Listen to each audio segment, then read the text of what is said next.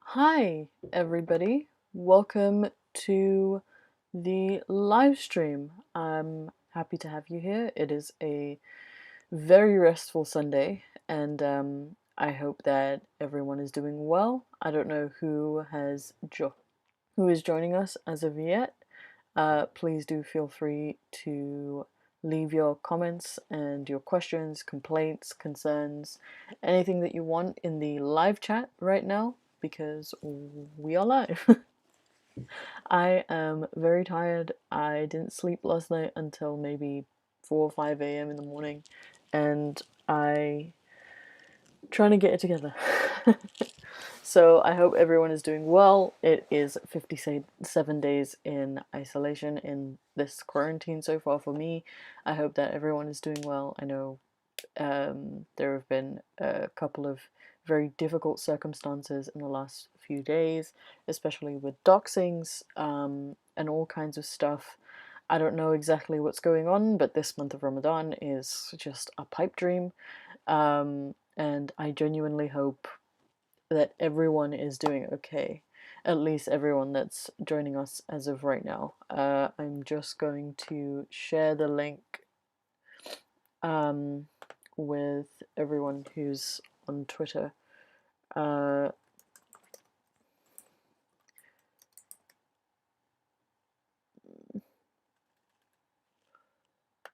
and today, I'm not entirely sure, but the last time I did a live dramatic reading, if we're going to call it that, I'm thinking about changing the name of the show. People really enjoyed it and people kept up to date. I had a lot of regulars following the show, so I am thinking of doing more of the same. I want to read more of my old work, and I wanted to go through some, I guess you could call them samples of my work. I wanted to go through all the different things that I've written because I want to get back into writing, and I it was a massive part of my life before. It was a massive way for me to cope. It was a very strong coping mechanism for me. So I want to look through my old work and I want to decide on what to read next because, as I've said before, I'm a bit of a chronic procrastinator and I have a lot of work that I just haven't revisited in a very long time, and I would like to. Um, but unfortunately for here and now, it seems like the website that I used to use is being very temperamental and it's bothering me. Um, I have, I used to write a lot of historical fiction, um, and one of the reasons why was because I felt like there was a narrative that was already written for me, and I could sort of fill in the gaps. So I've written some stories based around piracy, so the Golden Age of Piracy in I'm not even sure which century that would be in, but it was soon after the end of Queen Anne's reign, here in, well, Britain, and the Greater Britain. I don't know. You know what I'm talking about. I'm sorry. I'm tired. Uh, and aside from that, I've done the Great Plague, the Black Death. I've written around Vikings because I studied quite in depth about Vikings and the Norman invasion of, the British Isles. I'm just gonna take a moment to say hello to everyone in the chat. Welcome DNA Waterbag. Welcome Ish. Welcome Jack Mule. Welcome. Thank you for joining me.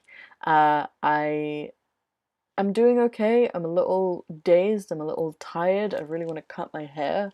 Um, because I don't know why, it's probably because everything is just unsettled, but a lot of it is falling out. I'm not particularly stressed right now, but it could just be a vitamin deficiency as per usual.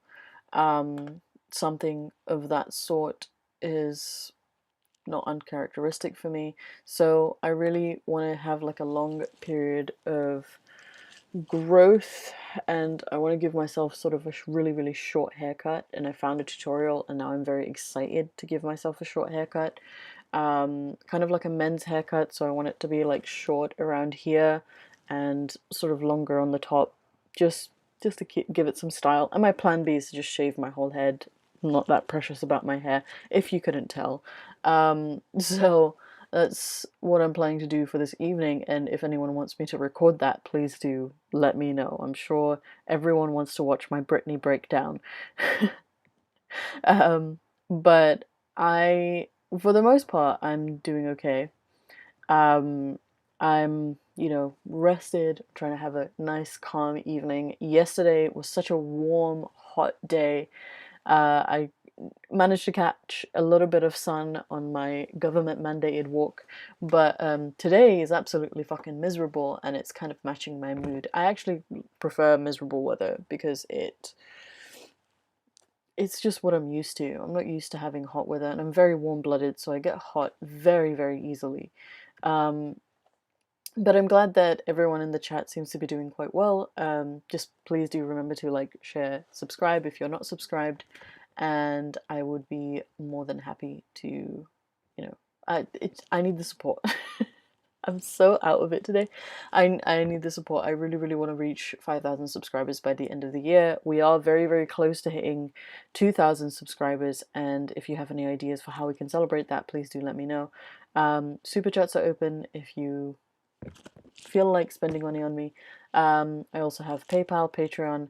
I want to look into doing more cosplay stuff, doing more, costume making and things like that. So that's what I'm sort of saving up for. My PayPal is mainly for me buying takeouts and for, other expenses I'm trying to keep, that's what I'm trying to keep my PayPal for. Kindly read 10 Privileges of Moho, and I'm not sure what that is, Jack Mueller, you might need to clarify that. Ish says, would like to recommend Brandon Sanderson's recent lectures series on YouTube, breaks down how to build books, characters, plots, and worlds. I'll earmark that. That might be really, really interesting. But we are just having a restful Sunday today, and I just wanted to go through some of the work that I've done. And the one that I'm particularly interested in reading out to you next is... So there are a couple of stories that I wrote a long, long, long, long time ago. So one of them is called In Sheep's Clothes, which was meant to be a sci-fi. And it is a little... It's very, very old because I started writing it when I was about 12. I uploaded it here in 2014, so I was way older then. But when I started writing it, I was very, very young, and I've always wanted to revisit it and rewrite it because some of it is a little ill-informed and things like that. And I remember being so, so proud of it when I was writing it, and I got to 36 chapters. It is approximately a 5.5 hour read so far, and it's not finished. And I don't even remember how I was meant to finish it. But I really, really do want to revisit it because it's one of my oldest pieces of work, and I kind of want... I kind of want to read it out and see what you guys think, because it's something... Like, I was going through my portfolio and I was reading through it, and I think that it has potential. It really, really does. I mean, in my opinion, I might just be quite precious about it, but I would like to read it and see what you guys think, because, the last series and the series before that, where I was reading my dreams out, you guys really, really enjoyed. At least those people who like regularly visit my streams. And if you want another kind of stream, just leave it as a recommendation in the comments. I have other types of streams as well. We have Q&As, we have, restful sort of Sundays where I just do some makeup and talk some absolute garbage. And we also have a Q&A, Islam Q&A. So we talk about Islam and we just answer like frequent questions about Islam. So if you want more of those, please do just leave them in the comments or leave them in the live chat for next live stream, a live stream in the middle of the week. Right now I'm trying to get through writing an essay, so live streams for me would be particularly good to do. But I want to read through the story if you're interested. It's a sci-fi that's sort of based around an alien invasion, and the whole story is centered around people trying to coexist with extraterrestrials. And I'm really, really excited. So if you guys want to listen to that, please let me know. I also have, as I said, I've written a lot of historical fiction. One is around the Crusades, one is around Vikings, one is around the Black Death and the Great Plague, and one is around piracy. So let me know what you guys want to see. I also have a long project that I've been working on that I've just put on the back burner because I've had no time to look into it. And honestly, it's just painful sometimes to go through it because I know I don't have time for it, but I really, really want to work on it. It's one of the story series that I actually want published. It's sort of a interdimensional historical based adventure story. I don't know if I want to read that out loud because I don't know if it will affect its its ability to be published, but it's it's a story that's really close to my heart, and I don't know if there's any potential in it being published, if that makes sense. So I want to try and cover all of these other stories before I get to that because I really don't know the sort of legality of it all. I don't know. I don't know the finer details of it all. But I'm just going to check the chat before I go ahead and continue reading that. Bikash Shri Vastava, Namaste, welcome. Andrew Hussein, I've got an Islamic relief ad that YouTube has fed me on this video. I am sorry. I am sorry. I've tried emailing many people from YouTube, and just for advice purposes around that, there's nothing I can do. I personally do not want to receive their money, and I assume that they do not want to give me their money, but I really don't know what to do about it. I genuinely really don't know what to do about it. I've spoken to Zara, who's worked at Google before, and she's kind of told me that Google pays you through a lot of streams, so I'm not necessarily receiving money from them, I'm just receiving it from all kinds of streams. So I don't particularly have a problem with it, but I would prefer if they didn't advertise on my videos, but it's what I'm stuck with, okay? It's the best I can do, and it's probably because I do talk about Islam a lot, but I mean, just don't donate to them. It kind of limits people from watching the full ad. I don't even want to watch the full ad when I have to like rewatch my videos for premieres and things, but what can we do? John Peterson, hey Faye, I will be sending you the link in 20 minutes. What link? To where? What are you talking about? Thank you, anyway. Mr. Louis, hi Faye, new subscriber here, hope you're fine. I was watching one of your vids. Hi, Mr. Louis, I'm sorry if I'm pronouncing that wrong. Welcome to the channel, thank you for your subscription. I hope you stick around for a really, really long time, and if you ever have any kinds of suggestions for the kind of videos that you want to see, or what video you actually saw and enjoyed, please do leave it in the comments, leave it in the live chat. I would love to know. Ish says, I like how Kindle allows you to download free samples of books to see if it's your kind of book. Yes, Kindle is a pretty good source for that. I've actually been thinking a great deal about whether or not self-publishing is a route for me. I don't know if I would prefer to wait a little before I get a little bit more of a following and see if I can get it into print, because I would love to see a print of my books, but yeah, I don't know. I don't know if that's a route for me. I don't know how it works. I would, it's kind of a personal dream of mine to become a published author in fiction, in pure, absolute, unaddled fiction. So, if anyone has any kinds of advice for that, if anyone has, any kind of people who could help me with that, let me know, send me their emails, email me. There's an email address in the about section of this channel that it's what I consider my business email, so you can go and email me through that. Jugs, welcome to the live stream. I hope you're having a good day. We are going to do a reading of some old works of mine if you would like to listen in on that. Beaker says, I have become jobless. If I was out of joint family, I would have to go and beg on the street. I'm very, very sorry to hear that. I am also currently jobless. This is what I'm calling my job for the moment because I have nothing else to get through. Thankfully, I have a wonderful, wonderful landlord who is just treating this time as a time of crisis and is not pressuring me too much to pay too many things. So I am deeply, deeply grateful for that.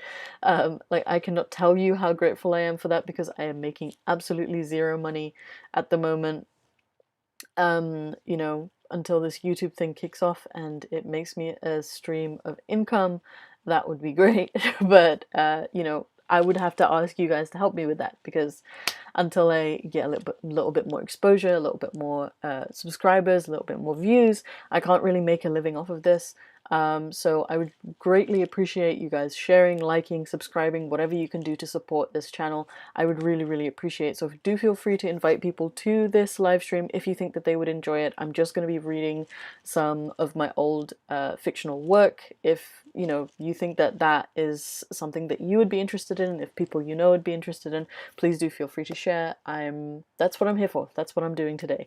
And you know, I do have a plethora of other types of content as well. So feel free to sample any piece of my work and share it around. I would,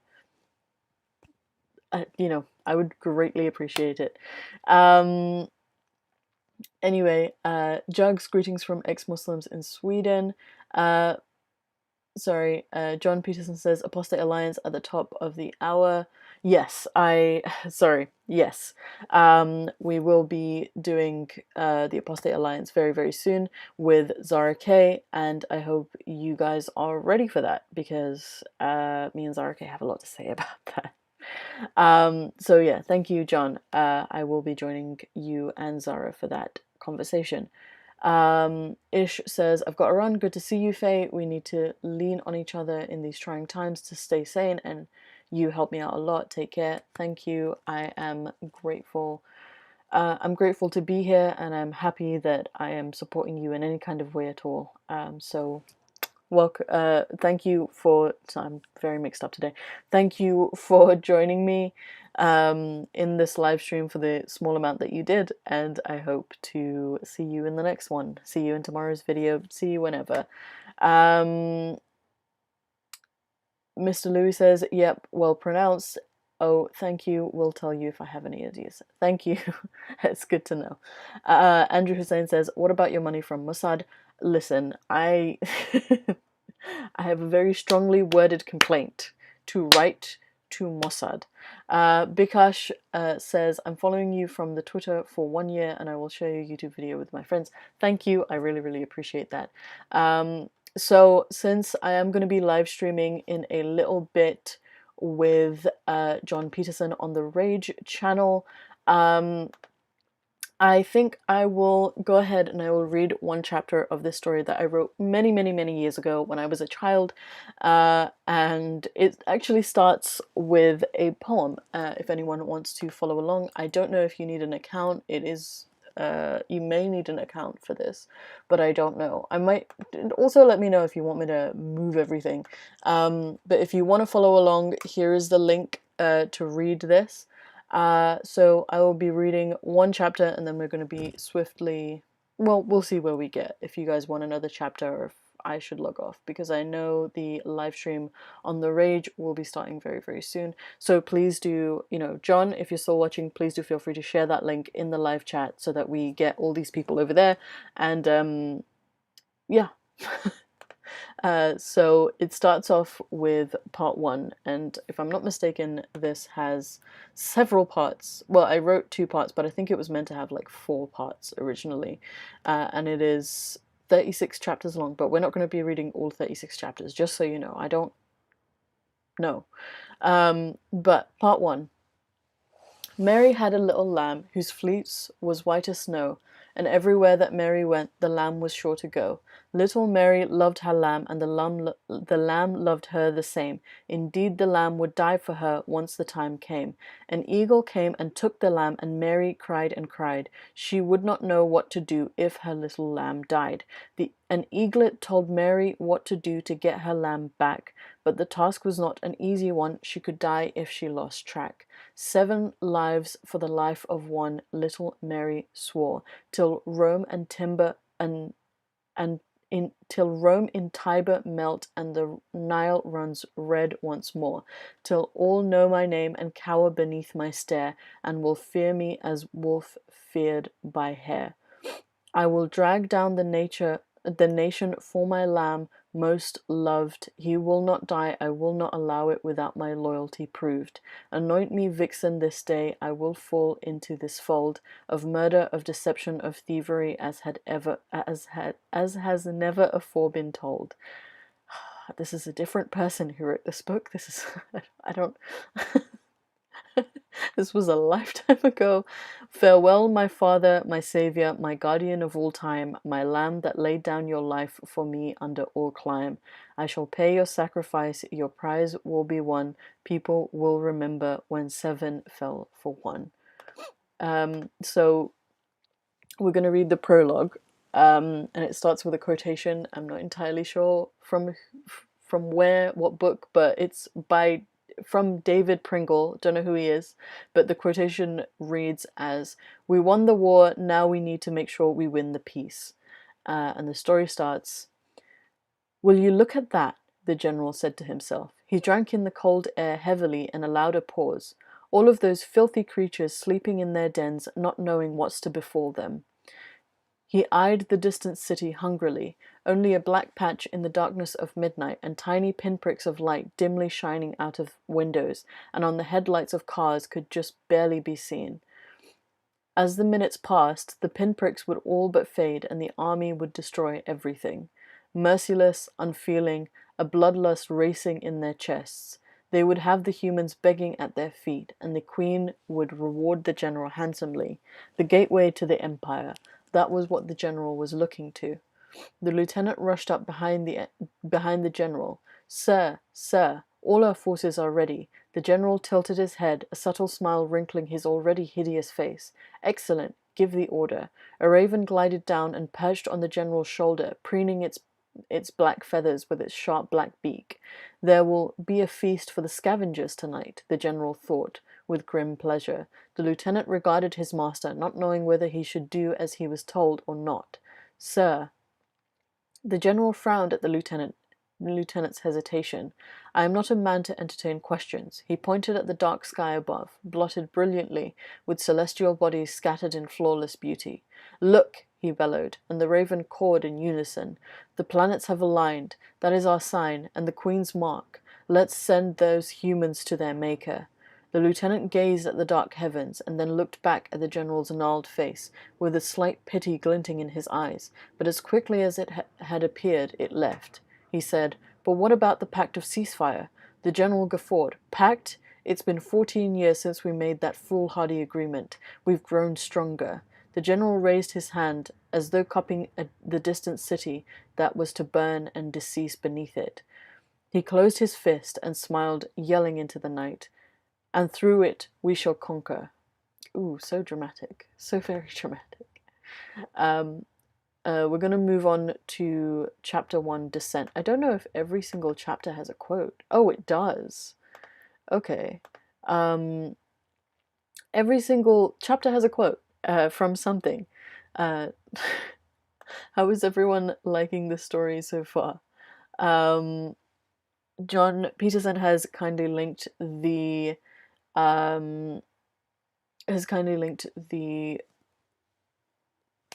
live stream and the Apostate Alliance episode that we will be featuring in about 40 minutes.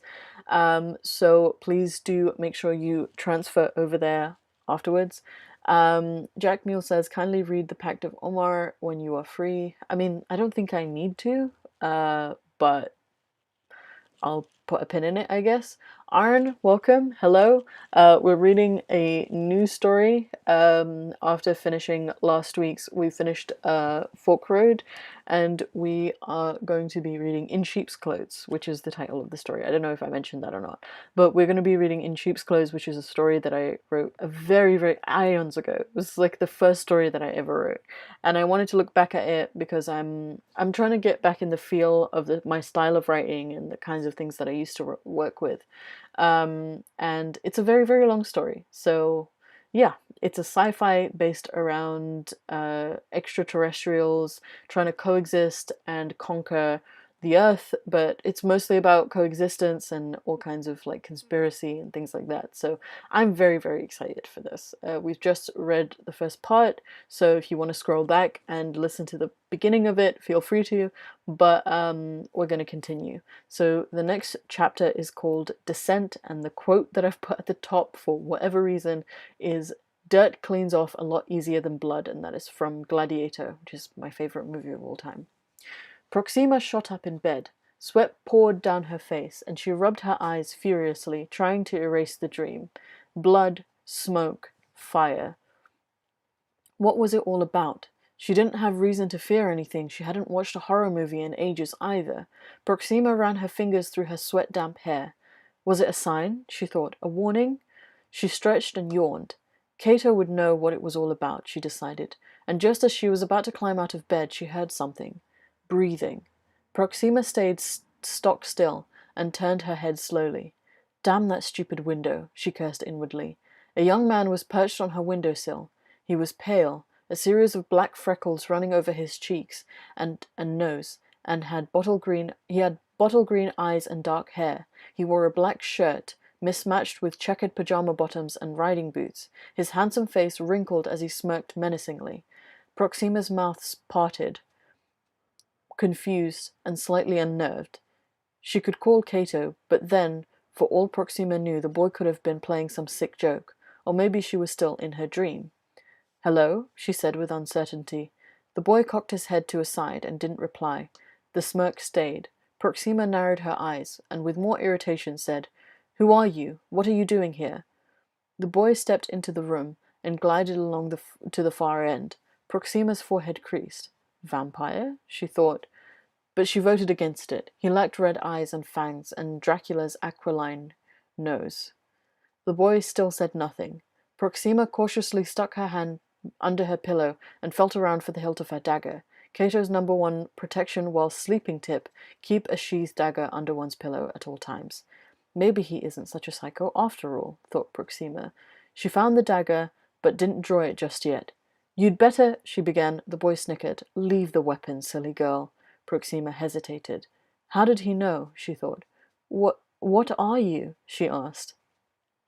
The boy's snicker grew louder. Proxima's hair pricked up on her skin. He began guffawing until his laughter became an inhuman, unbearable cackle. A black substance spewed out of the pores in his skin, engulfing it and then settling like hardened lava. Horns grew out of his skull and curled around his face, the points deadly sharp. His teeth became pointed and jagged like a serrated knife, while his hands, from his knuckles, tentacles emerged, spilling onto the floor, each the length of a bullwhip and tipped with a venomous claw. His eyes glinted, no, gleamed in the dark, and then crystallized and colored green, like two jades were encrusted in his face. No irises, no whites. He laughed again. Proxima watched without moving. I don't know how to pronounce that. Dionysiot, she thought. The boy finished his bout of laughter and sniffed the air. He looked at Proxima curiously, frowning. There wasn't something right about her. She didn't smell right. She didn't smell human. "What are you?" The Dionysiot's voice was guttural and deeper than masculinity could ever allow, resembling the voice of a raging bull. Proxima gagged on the horrible stench of the monster, but still managed to look confused. "What?" she said. "Shouldn't he have killed me by now?" she thought, quizzical. The Dionysiot opened his mouth to speak, but then, bang! A diamond-edged axe smashed through Proxima's bedroom door, and its lethal blade buried itself in the monster's head. The Dionysiot shrieked, his tendrils becoming tangled as he tried to plunge the weapon out of his head. White blood spurted from the head wound and out of his nose and mouth. Boils grew all over the monster's face and burst immediately, only worsening the horrible smell, until his face could no longer be recognized. It was as though the axe had caught the wound to go immediately septic. The Dionysiot fell on his back, writhing in fury and pain, and then stillness. Cato ran into the room. "Proxima!" he called, and then saw the open window. He looked at her accusingly, but relented a scolding. "Clothes on now!" Proxima nodded hurriedly, and quickly putting on a coat on top of her nightgown and slipping on the first pair of shoes she could find, chased after Cato as he rushed out of the front door.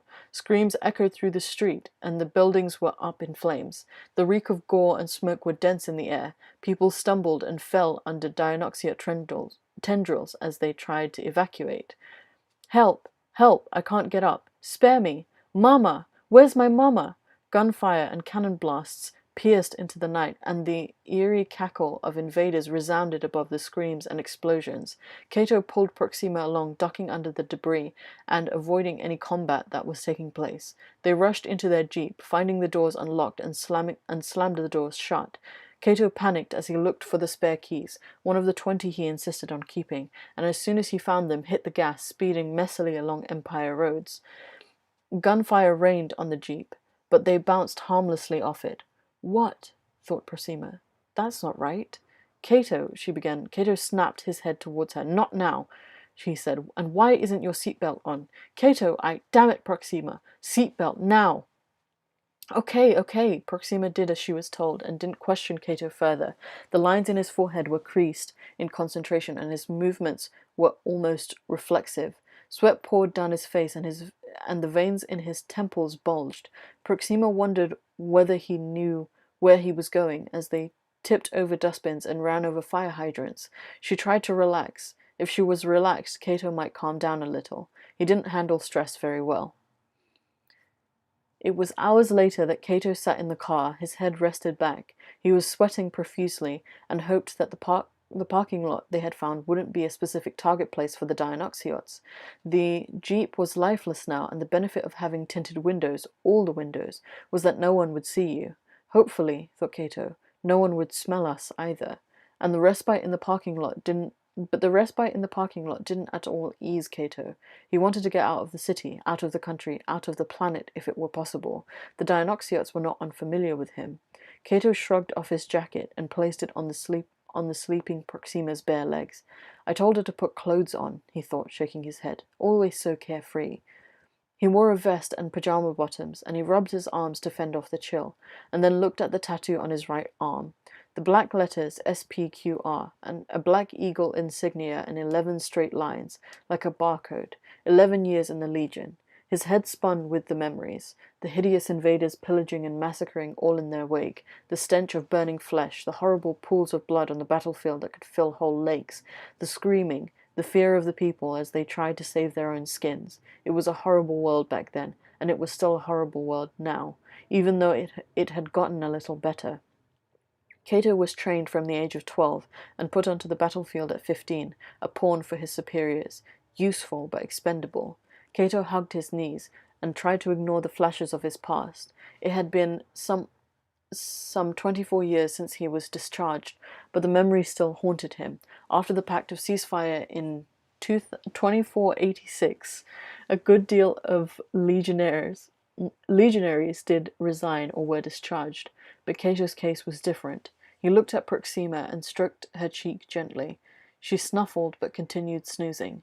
Her skin was paler than usual tonight, white like alabaster, faint freckles passing over her cheeks and nose, and her face was framed by auburn hair. Cato was given Proxima, left in his care after she was found in a pile of rubble at the age of 4. No parents, no home, not even a proper name. Just a small kid in a big, scary world. He was discharged at the age of 26 because of Proxima, and he was grateful for it, for it was hard resigning from the Legion, especially because Cato had the high rank of Spear Centurion, even if there was a pact for peace. Peace? Cato snorted. He knew this would happen. If there was anything he had learnt from being in the Legion, it was that the Dianoxiots would not grant peace so easily, but Cato had to admit he hadn't expected the pact to be broken so soon. Now it was the year 2500. That meant only 14 years of relative peace. That must have broken some sort of record, he mused. He was surprised, however, that the humans had held up for so long. The Dianoxiots had landed back in 2020, when people were still making jokes about the world ending in 2012, and had gradually conquered most of the world. But there was still the Empire, the human state.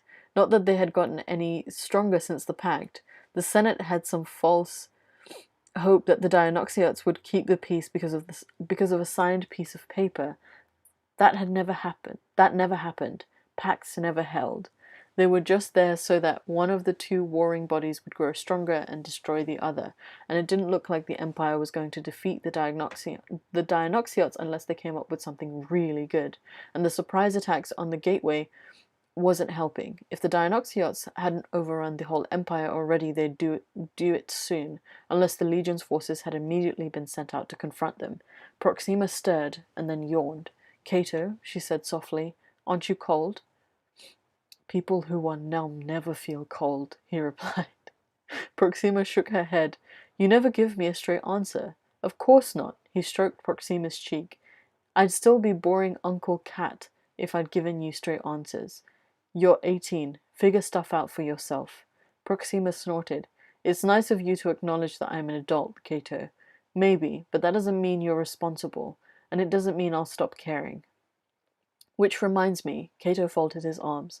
Why was your window open? Proxima groaned. It was so stuffy, Cato. You really think that would have been a tiny...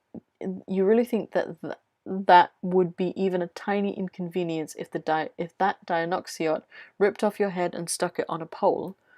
Proxima stared at Cato, like Cato's saying such a thing was so normal for her, but decided to change the topic for the benefit of both. The Dianoxiots, they don't look like that on the news. That is a Dianoxiot's true form. Cato paused. I've told you plenty of stories. Proxima shrugged. I never took them seriously. They didn't sound real. Well, you seemed pretty scared of them. I was. I still am, I think. But hearing a story is one thing. Seeing the real thing is another. Cato snorted. You only saw one character. I've lived with the hero all my life. That was a nice thing to say. Yes, too bad we left him behind. I liked Captain Fuzzyboots. Cato stared at her. That wasn't funny. Cato, the Jeep. What about the Jeep? Proxima paused. Bulletproof? Yes, bulletproof windows and a titanium casing. Impressive, eh? And I thought you went crazy when you got all the windows tinted. Well, we're all a little crazy sometimes, aren't we? And where did the diamond axe come from? Take a wild guess, Proxima. You use those huge, heavy things in the Legion? Cato smacked his forehead. Proxima, have I taught you nothing? Sure, you taught me to rock climb and hunt and cook and spar and pickpocket and... Cato interjected. My point was, I told you we used ancient weapons with a diamond finish in the Legion. Were you really shocked that I used one to kill a monster? Again, hearing and seeing aren't the same. Cato considered this. Yeah, I probably should have showed you the whole collection. I think I still have a Kevlar suit that I was given when I was 15. It'd probably fit you. Do you think I'd ever need it? God knows, but it's better to be safe than sorry, right? Proxima smirked. Your lifelong motto. Cato ignored the remark.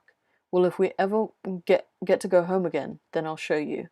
You reckon all of it would survive? Cato touched the cord around Proxima's neck. It was anything but special. Just a thick piece of rope Cato had given her some time ago. Dianoxiots don't touch diamond, he murmured. Proxima looked at the cord and pointed at it. You told me this would take me out of sticky places. It will. God knows it's taken me out of plenty. How? You'll know when the time comes. Proxima shook her head. Same old Cato. Better than Uncle Cat, Kato snorted, and turned on the ignition. The jeep purred with life. Where are we going?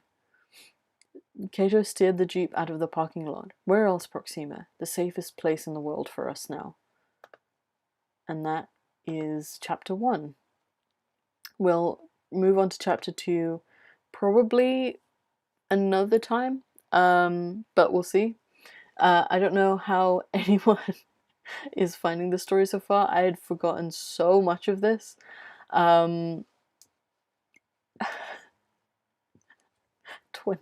25, 2020. It's very suspect, is all I'm saying.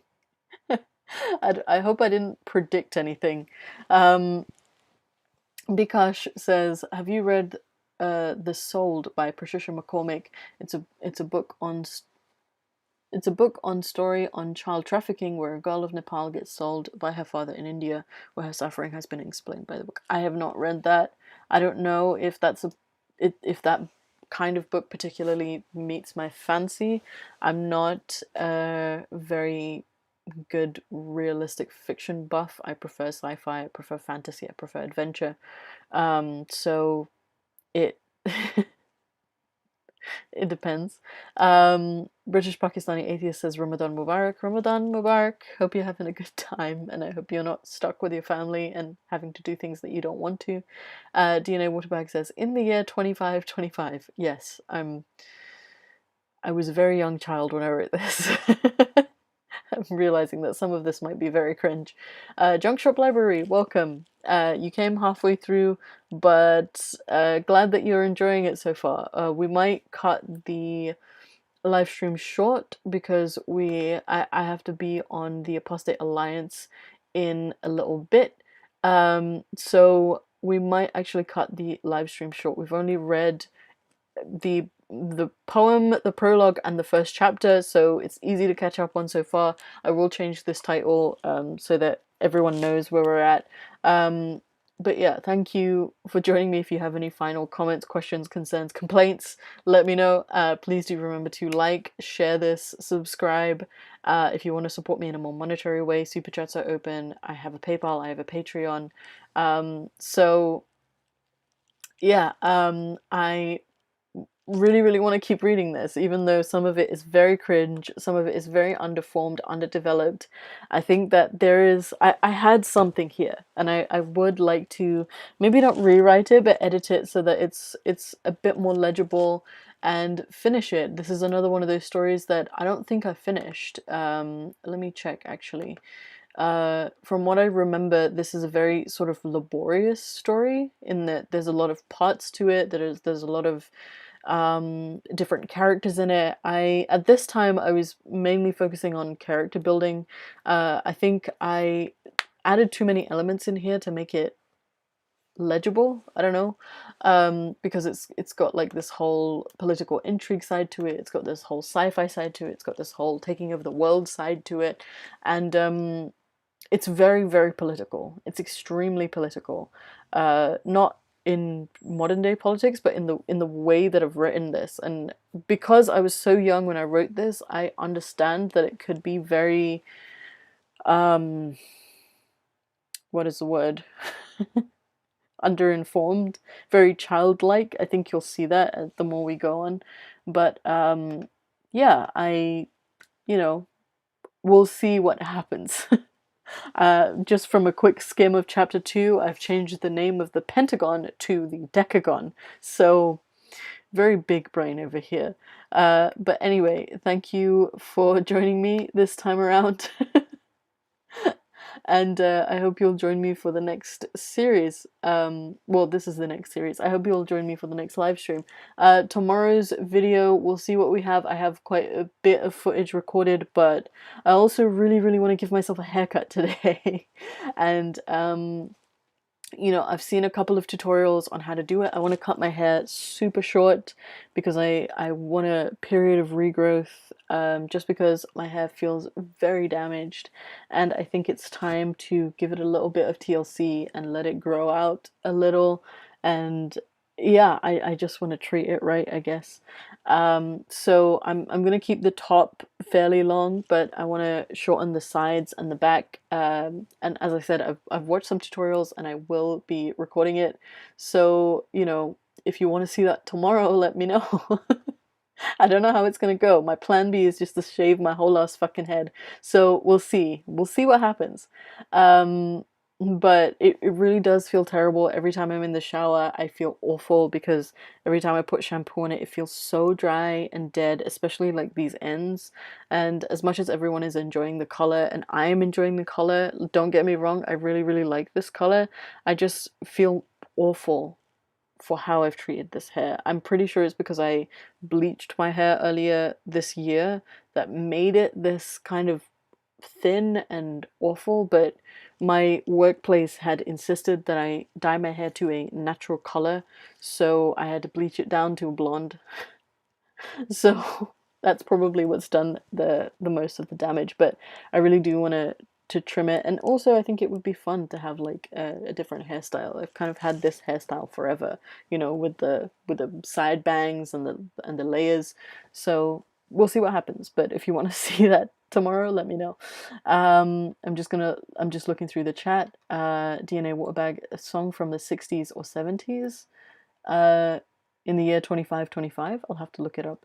Bikash says it's a real story of Lakshmi in 2014-2015. Her story came on Indian crime series of Crime Patrol. Huh. Interesting. Pakistani British Pakistani atheist says if you ever get the chance, please read The Fountainhead by Ayn Rand. It had a real impact on me. I would even say it has infinitely changed my life for the better. I'll have a look into it. Maybe I'll add it to my wish list and see if someone gets it for me. I usually have a better time reading when someone else buys me things. Bikash says, I just got a notification of ex-Muslims of North America, Surah Corona. I'll have to check it out.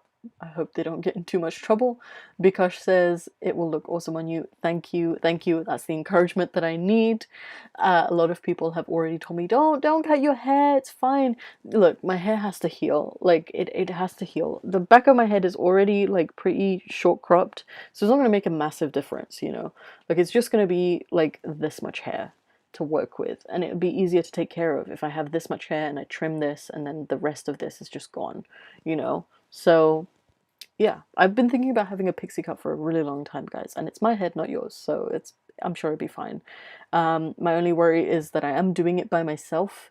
So if I turn up tomorrow and I have no hair, like I've just shaved the whole thing, don't be too surprised. I meant for it to be that way.